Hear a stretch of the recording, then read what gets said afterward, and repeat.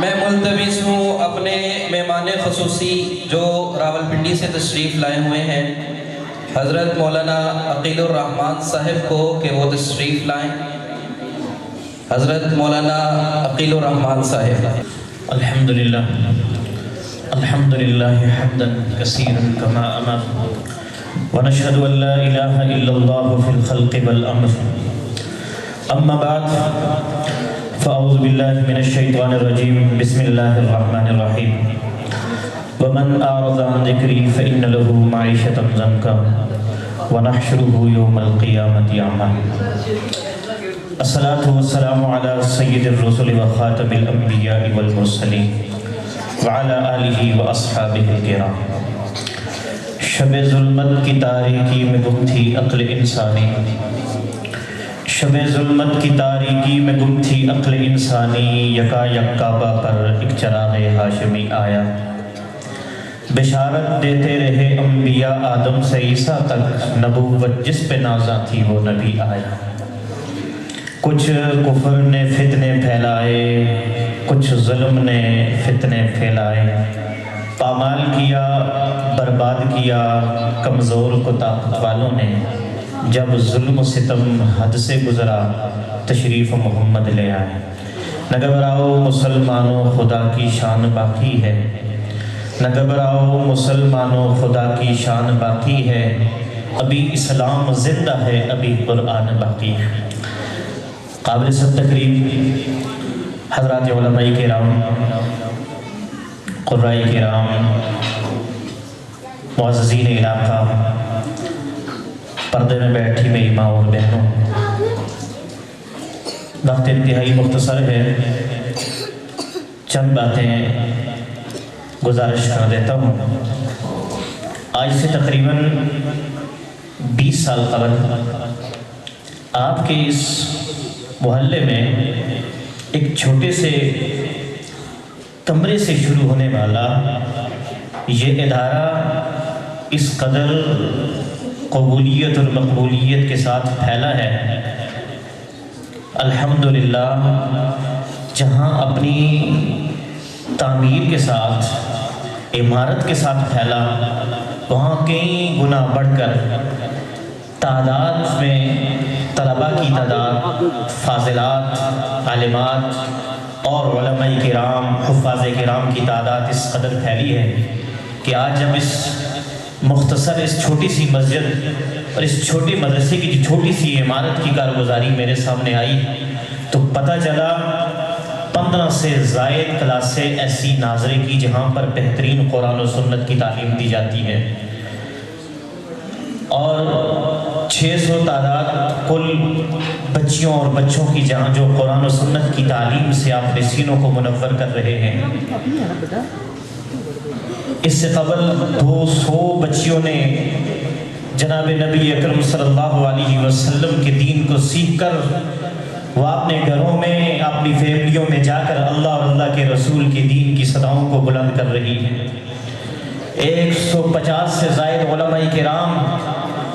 اس چٹائی پہ بیٹھ کر قرآن مجید کی تعلیم کو حاصل کر کے، کتابیں پڑھ کے، عالم فاضل مفتی بن کے اپنے اپنے علاقوں میں جا کر وہ قرآن و سنت کی اشاعت میں مصروف ہیں۔ میں یہ کہہ سکتا ہوں کہ یہ مدرسہ جامعہ ربانیہ صرف چھوٹا سا مدرسہ نہیں، بلکہ وہ 150 علماء کرام 150 مدرسے قائم کر چکے ہیں۔ وہ 200 بچیاں 200 گھرانوں میں، 200 فیملیوں میں، 200 محلوں میں رسول اللہ صلی اللہ علیہ وسلم کی وراثت جو قرآن و سنت کی صورت میں جب ہمیں ملی، اس کو امت کی بچیوں کو میں تقسیم فرما رہی ہیں۔ وہ بچیاں، وہ علماء کرام جو یہاں سے فارغ ہوئے، وہ آج اس مدرسے کی ایک اشاعت کا اور قرآن و سنت کی اشاعت کا ذریعہ بن کر وہ آگے شاخوں میں تقسیم ہو چکے ہیں۔ بلکہ اس سے آگے بڑھ کے کہتا ہوں، یہاں سے لے کر کشمیر تک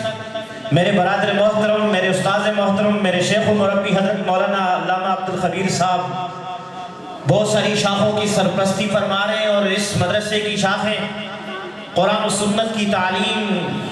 اور رسول اللہ صلی اللہ علیہ وسلم کی سیرت و صورت کو امت کے سامنے وہ پہنچا رہے ہیں۔ کشمیر کی پہاڑیوں تک آپ کے اس چھوٹے سے مدرسے کا فیض ہے۔ اس موقع پر بھگت پورہ کے لوگوں اور اس محلے کے لوگوں کو میں خراج تحسین پیش کرتا ہوں کہ ان 150 علماء کی دعائیں اور محبتیں آپ کے اس محلے کے ساتھ وابستہ ہے، اس مسجد کے ساتھ وابستہ ہے۔ ان 200 بچیوں، عالمات اور فاضلات کی محبت اور دعائیں ان معاونین کے لیے ہیں جو اس مدرسے سے مسجد سے محبت کرنے والے، جنہوں نے اپنا جان مال وقت دے کر اس کو بنایا، سنوارا اور اس میں اس کی آبادی کا ذریعہ بنے۔ اللہ کی قسم وہ دنیا میں بھی عزت کا ذریعہ ہیں، کل قیامت کے دن بھی رب العالمین کی دربار میں وہ عزت اور عظمت کا ذریعہ بنیں گے۔ یہ کوئی عام کام نہیں، یہ وہ کام ہے جو جناب رسول اللہ صلی اللہ علیہ وسلم نے حضرات صحابہ کرام کو دیا، اور یہ دین میرے نبی کی وراثت، جناب رسول اللہ صلی اللہ علیہ وسلم کی وراثت ہے، اور وہ وراثت ان مدارس اور مراکز سے تقسیم ہو رہی ہے، اور امت کے ان غرباء اور یتیموں اور امت کے ان مستحقین میں پہنچائی جا رہی ہے جو دین اسلام سے محبت کرنے والے، قرآن و سنت سے الفت اور لگن رکھنے والے ہیں، ان تک یہ وراثت پہنچائی جا رہی ہے۔ اور انشاءاللہ آپ کی محبتیں رہے گی تو اللہ کی عزت کی قسم قیامت تک یہ وراثت اسی انداز میں تقسیم ہوتی رہے گی۔ میں ان بچوں سے مخاطب ہو کے ایک بات عرض کروں گا کہ آپ نے احساس کمتری کا شکار نہیں ہونا۔ آپ نے اپنے سینوں میں قرآن و سنت کی تعلیم کو، اپنے سینوں کو قرآن و سنت کی تعلیم سے آراستہ کیا، مزین کیا ہے۔ اللہ کی عزت کی قسم مستقبل میں عزتیں آپ کا مقدر بنے گی۔ اس موقع پر مجھے اس غلام صحابی کا واقعہ یاد آیا جو مدینہ کے بازار میں بک رہا تھا، خریدنے والے نے خرید کر جناب رسول اللہ صلی اللہ علیہ وسلم کی مجلس میں پہنچایا تھا، اور اس حال میں پہنچا تھا کہ اس کے سر پہ باپ کا سایہ نہیں، اس حال میں پہنچا کہ اس کے پاس باپ کی وراثت نہیں، اس حال میں پہنچا اس کو کوئی سینے سے لگانے والا نہیں، اس حال میں پہنچا کہ ماں کی ممتا کو اس نے نہیں دیکھا، باپ کی شفقت کو اس نے نہیں دیکھا، بے سر و سہارا تھا۔ رسول اللہ کی مجلس میں پہنچا، اللہ کے پیغمبر نے اسے قبول کیا، سینے سے لگایا اور اعلان کیا کہ آپ آزاد ہیں۔ اور آزادی کا اعلان کرنے کے بعد اس بچے غلام نے کہا، اللہ کے رسول میں قرآن و سنت کی تعلیم سیکھنا چاہتا ہوں۔ میرے نبی کی مجلس میں قرآن و سنت کو سیکھا اور جوانی کو پہنچا۔ ہجرت سے قبل رسول اللہ صلی اللہ علیہ وسلم نے جب ہجرت کا قافلہ روانہ فرمایا، جلیل القدر صحابی حضرت عمر بھی اس قافلے میں موجود تھے، بڑے بڑے صحابہ موجود تھے، اور وہ جو جوان صحابی بھی موجود تھے۔ راستے میں مشورہ ہوا کہ ہمارا امام کون ہو۔ مشورے میں یہ طے کیا گیا کہ جس کو سب سے زیادہ قرآن یاد ہوگا وہ ہمارا امام ہوگا۔ سب نے قرآن سنایا۔ قرآن سنانے والوں میں وہ عمر بھی تھے جن کے لیے رسول اللہ صلی اللہ علیہ وسلم نے فرمایا تھا لو کان بعدی نبی لکان عمر۔ وہ عمر بھی تھے جنہیں رسول اللہ صلی اللہ علیہ وسلم نے مانگا تھا۔ وہ عمر بھی تھے جو جاہ و جلال والے تھے۔ وہ عمر بھی تھے جو نسب و حسب والے تھے۔ وہ عمر بھی تھے جو ایک وقت میں کافروں کے بادشاہ تھے اور آج نبی کے غلام بن کے آئے ہیں۔ انہوں نے بھی اپنا قرآن سنایا، اس غلام نے بھی اپنا قرآن سنایا۔ حضرت عمر نے فیصلہ کیا ہم سب میں قرآن اس نوجوان غلام کو یاد ہے، یہ ہمارا امام بنے گا۔ ان صحابہ کا امام بننے والا یہ بچہ مدینہ میں پہنچا۔ میری اور آپ کے محبوب پیغمبر ہجرت کر کے جب مدینہ میں پہنچے، میری اور آپ کی ماں اماں عائشہ صدیقہ رضی اللہ تعالیٰ عنہ گھر سے باہر کسی کام کے لیے گئی، دیوار کے پیچھے سنتی ہیں خوبصورت آواز، قرآن پڑھنے والا کوئی قرآن پڑھتا ہے۔ اللہ اکبر، میری ماں نے قرآن سنا، رسول اللہ صلی اللہ علیہ وسلم کو آ کے بتایا، اللہ کے پیغمبر کو کہا اللہ کے حبیب قرآن پڑھنے والا اس قدر خوبصورت انداز میں قرآن پڑھتا ہے کہ دل کرتا ہے اس کا قرآن سنتے رہیں۔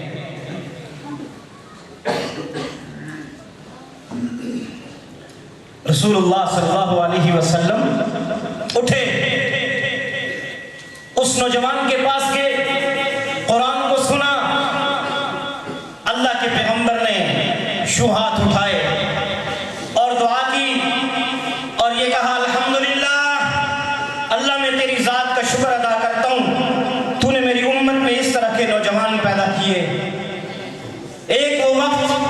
مدینہ کے بازاروں میں بکتا ہوا آیا، سہارا کوئی نہیں، مال کوئی نہیں، وراثت کوئی نہیں، کوئی اسباب نہیں، لیکن آج اللہ نے عزت اتنی دی ہے، آج اللہ نے اتنی عزت دی ہے کہ جناب رسول اللہ صلی اللہ علیہ وسلم، امام الانبیاء، سرکار دو عالم، فخر کائنات جناب محمد الرسول اللہ صلی اللہ علیہ وسلم اس کے مقدر پہ فخر کر رہے ہیں۔ طلبہ کرام، اللہ نے عزت آپ کے مقدر میں رکھی ہے، اور میری مائیں بہنیں بیٹیاں سن رہی ہیں، ان سے بھی درخواست ہے جو قرآن و سنت کی عظیم تعلیم کو سیکھ کر آج وہ مدرسے کی چار دیواری سے روانہ ہوں گی، آپ سے درخواست ہے کہ آج دنیا کا کفر میری ماؤں بہنوں بچیوں کو وہ میڈیا کے ذریعے ایک غلط روش کی طرف لے کے جا رہا ہے، غلط راستے کی طرف لے کے جا رہا ہے، اور ان کے ذہنوں میں یہ بات ڈالی جا رہی ہے، ان کے ذہنوں میں یہ بات ڈالی جا رہی ہے کہ اسلام میں سختی ہے، اسلام میں پابندی ہے، آئیے ہم آپ کو آزادی دیں گے۔ یہ ایسی زہر ہے جس کے اوپر میٹھا لگا کر، شہد لگا کر کھلائی جا رہی ہے۔ اللہ کی قسم، عزت تو اسلام میں ہے، عزت تو رسول اللہ صلی اللہ علیہ وسلم کی سنت میں ہے، عزت تو جناب اماں عائشہ کی زندگی میں ہے، عزت تو جناب اماں فاطمہ الزہرا کی زندگی میں ہے۔ اگر ہماری زندگیوں میں ان مقدس ہستیوں کی زندگیاں ہوں گی تو انشاءاللہ ہم دنیا میں بھی عزت پانے والے ہوں گے، آخرت میں بھی عزت پانے والے ہوں گے۔ آج پریشانیوں، مصیبتوں، تکالیفوں اور ان نفروں کا حل یہی ہے جو شاعر نے بیان کیا ہے، نہ گھبراؤ مسلمانوں خدا کی شان باقی ہے، نہ گھبراؤ مسلمانوں خدا کی شان باقی ہے۔ ابھی اسلام زندہ ہے، ابھی قرآن باقی ہے، اسلام بھی زندہ ہے، قرآن بھی باقی ہے، اس سے یاری لگا لو، انشاءاللہ کامیاب ہو جاؤ گے۔ اللہ سے دعا ہے اللہ تعالی ہم سب کو دین اسلام پر صحیح معنوں میں عمل کرنے کی توفیق عطا فرمائے۔